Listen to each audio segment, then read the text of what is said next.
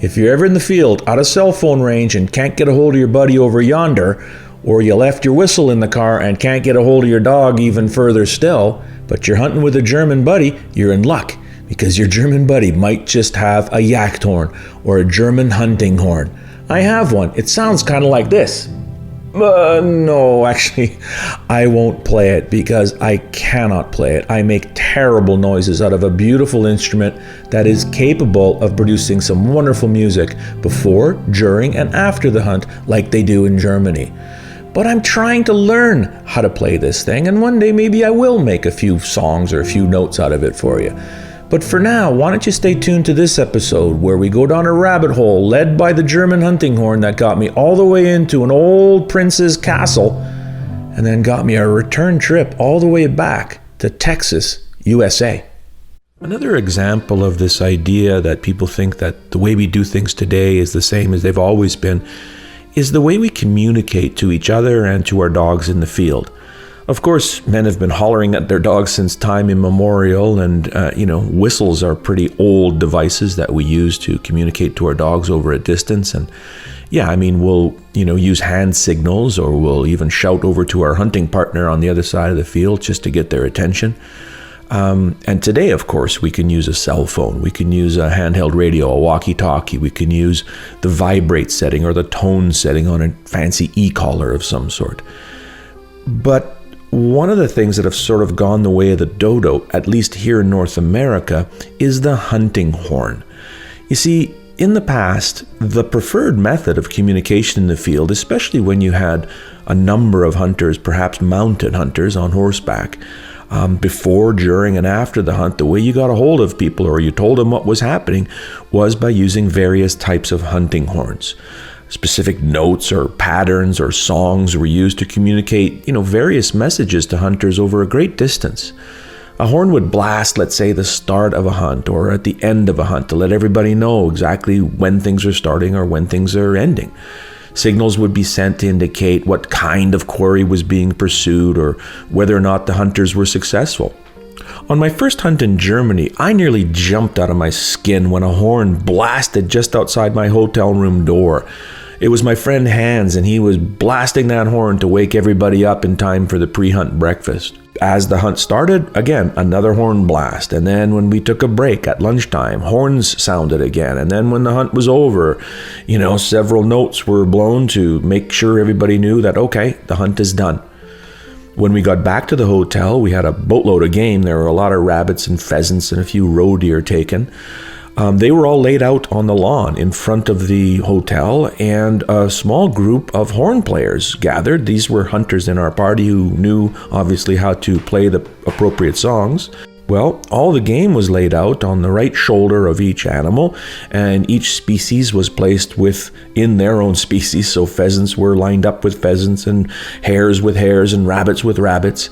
And a particular song, a series of notes or a little melody was played for each one of those species. So the pheasants got their own song and the hares and the rabbits got their own song. And it was really cool to see and to listen to and experience.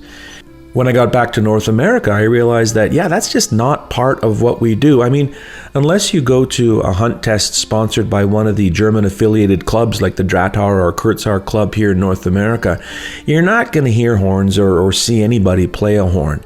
And I thought, that's kind of a shame. It's a really cool sort of touch that they add to the whole ambiance of a hunt in Germany and in France and in other places. Of course, they still use hunting horns in certain situations. But here in North America, not so much. So a couple years later, when some of my German friends came over here, I asked them to bring their horns just because I figured it would be cool to start our hunts with them with a horn and to end the hunt with a horn, and so they did. When we went out each morning, they would play a simple song to sort of announce that, the hunt is going to start. And then at the end of the day, they would play another song or several songs, depending on how many different species of game we got. But it was a nice little ceremonial touch that added really to the whole vibe of the entire hunt. Then, the next time they came over, they gifted me with my own personal hunting horn. So far, I can't make more than a few out-of-tune squeaks and squeals with it, but I promised myself I'd learn to play at least one song with it. So I did what we do nowadays. I went to YouTube to see if I could find some online lessons that would help. And boy, did I end up down a rabbit hole. One of the first channels I came across was amazing. It was run by a guy named Justin, who calls himself Der Texanische Jagdhornbläser, the Texas hunting horn player. Willkommen in Texas zu einer Sondersendung von Jagdhornfuchs.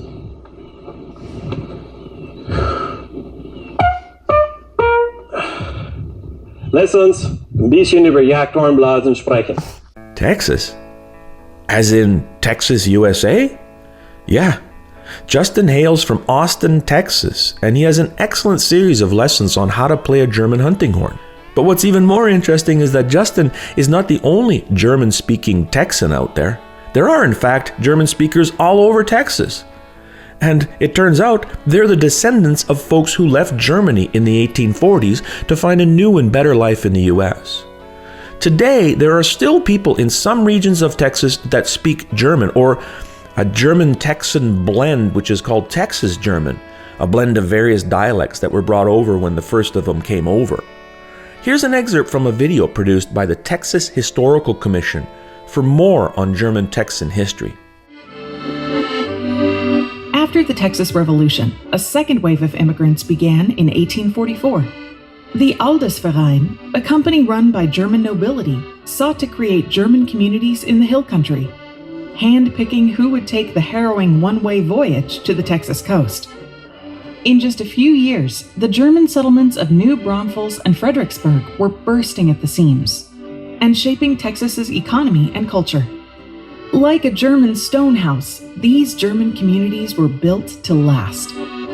German culture and language took root, and families found freedom here unthinkable back in Germany. Okay, fine. But what does that have to do with hunting dogs? And what does that have to do with this idea that sometimes we think that things have always been that way? Well, a couple of things. First of all, I'm sure some of those immigrants brought dogs with them. And maybe some of those dogs were hunting dogs. So one could speculate that the earliest imports of German gun dogs into America were not the German Shorthairs that came over in the 30s. There is a chance that perhaps an ancestral type of German hunting dog came over as early as the 1830s or 1840s. The other connection to gun dogs is the fact that today, in Texas and everywhere else, when you think of Germany and you think of gun dogs, the first dogs that come to mind are, German Shorthairs, Wirehairs, Weimaraners, or Munsterlanders. But it hasn't always been that way. Back in the mid to late 1800s, there were no GSPs or GWPs or Weims in Germany. But there were a lot of pointers and setters and various French bracks and épagnols in Germany. Okay, so how do we figure out what was going on at that time? How do we understand what would motivate that many people to move out of Germany and come across the Atlantic Ocean to the wild west of America? Well, the only way that we could figure it out, I think, is to fire up the old time machine one more time and set the dial to 35 and, smack dab in the middle of Germany. Let's go. The first thing you'd notice is that to have a good, easy life, you had to be more or less rich. I mean, the average citizen sure had enough to eat, and advances in medicine and agriculture meant that, their children would probably survive childhood. But that also meant a booming population in a place that wasn't particularly stable economically or politically. For a lot of people at that time, it probably felt like they were just getting by day to day and living on a sort of powder keg that was ready to go off at any time. So they faced a decision, a tough decision. They had to either stay put and hope things got better, or advocate or work or struggle to make things better, or they could pack up and move to another country like the US and Canada. I mean, after all, those places were advertised as the land of milk and honey. So many of them chose to leave. But those immigrants didn't always just drift over in ones and twos on their own. A lot of times they were led by influential members of the society, rich men and nobles looking to make a name for themselves and, to help their fellow countrymen find a better life in a new country. And one of those rich guys was a prince. His name was Prince Karl, and he was from the house of Solms-Braunfels, an old principality near the city of Wetzlar in west-central Germany. In 1845, Prince Karl traveled to Texas to establish a settlement that he would eventually name New Braunfels, after his hometown in Germany. Today, New Braunfels, the city, is part of the greater San Antonio metropolitan area, and it's one of the fastest growing cities in all of the US right now. After he founded the city, Prince Karl eventually returned to Germany, and things did begin to improve in the 1850s and 60s for the average citizen. And by the 1880s, Germany was a rising star on the international scene, and Prince Karl's nephew, another prince named Prince Albrecht von Solms-Braunfels, well, he was one of its leaders, at least in the gundog world. In fact, Prince Albrecht was so into dogs that he eventually built the largest and most sophisticated hunting dog kennel in the world in the 1880s, just outside of the original Braunfels. A detailed description of that kennel was published in the French magazine La Chasse Illustrée in 1879. Quote, "The Wolfsmühle Kennels featured in a photo in this issue are located a few minutes from Braunfels Station on the Paris to Wetzlar-Koblenz line. His Excellency Prince Albert of Solms, whose name is well known to our readers, established the famous kennel several years ago in a peaceful, picturesque region.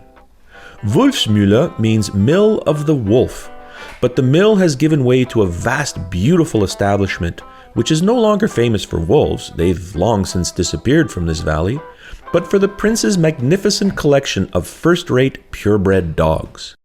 After visiting the most famous kennels in England and comparing the best designs, the prince built a kennel equipped with all the most useful features and facilities essential to housing such a large number of precious animals. Of course, there are several different breeds in the prince's kennels, and we doubt if there are many breeders with such a brilliant collection anywhere else. However, the prince is especially interested in purebred English hunting dogs, and they are the dogs that most attracted our attention as well. Before having the kennels built at Braunfels, the prince traveled to England to study the best-known kennels and choose for himself the best dogs in their native land. There are several remarkable setters at the Wolfsmühle Kennel. Champion Rover, a famous Irish setter, and Pamela, who won first prize at the last exhibition in Hanover. But a dog's beauty is not enough. It must also be a good hunter. So field trials, where dogs compete for top honors, are among the best selection tools we have to ensure purebred dogs' superiority.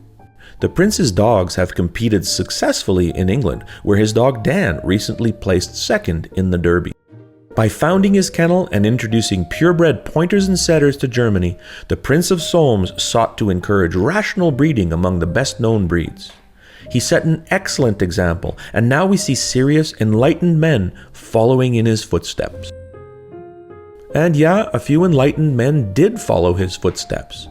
But there were other people in Germany that wanted to take a different approach. You see, for Prince Albrecht, owning and breeding and hunting over English dogs was seen as a good thing. I mean, after all, he was related to the British crown via Queen Victoria, and she herself was a descendant of German nobles, and she was married to a German fellow, and I mean, she even spoke German most of the time to her husband while she was sitting on the throne in Buckingham Palace. So the German-English connection was very strong at the time. I mean, Prince Albert traveled to Britain often to run his dogs in field trials and show them in the ring.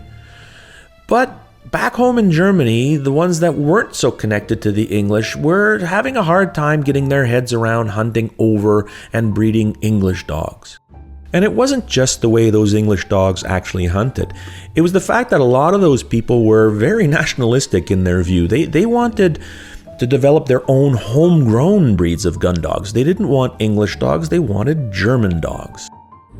Eventually, Prince Albrecht decided to join them in their efforts to build that perfect German hunting dog. Sure, he kept breeding pointers and setters, but he also took an interest in the new types of dogs that were being developed at that time and started breeding a few in his kennels.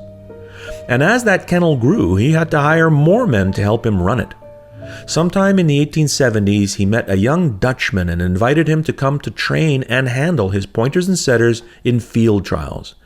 And that young Dutchman did, and he had some great success with some of the prince's dogs. But the Dutchman wasn't just a skilled handler and trainer, he was also a pretty decent gun dog breeder. And he had already started to develop his own line of all-purpose dogs. Eventually, the prince offered him his full support for a new breed, and even set him up in a brand new kennel in the 1880s. And you know what the name of that guy was? That young Dutchman who first started working for the prince as a trainer and handler of pointers and setters? His name was Edward Korthals, and he would eventually go on to create the Wirehaired Pointing Griffon, one of the most successful versatile breeds in the entire world. But we'll leave that story for another episode. Unfortunately for the prince, he was struck by a serious and debilitating illness in the late 1880s, and by 1889 was confined to a wheelchair. So he retired from dog breeding altogether and closed his kennel. He ended up selling off all his remaining dogs, which included 15 pointers, 8 English setters, 2 Gordon setters, 2 Irish setters, and 2 wire-haired pointing griffons. Prices ranged from about 150 marks all the way up to 1,200 marks per dog, at a time when the average annual income for a working-class family in Germany was only about 1,700 marks. The prince suffered with this illness until 1901, when he finally died in March of that year. His obituary was published in newspapers around the world, including the New York Times. The Field magazine in Britain published the following obituary in March of 1901. Quote, "The older generation, frequenters of dog shows and supporters of field trials, will learn with great regret of the death of Prince Albrecht Solms of Braunfels, Westphalia, which occurred a few days ago following a terribly long illness. This must have come particularly hard for a man passionately fond of field sports as he had always been. Still, he suffered most patiently. A few years ago, the prince possessed easily the finest continental kennel of dogs extant, including St. Bernards and Fox Terriers, as well as pointers and setters, 2 varieties in which he had the greatest interest, pointers being probably his first favorites.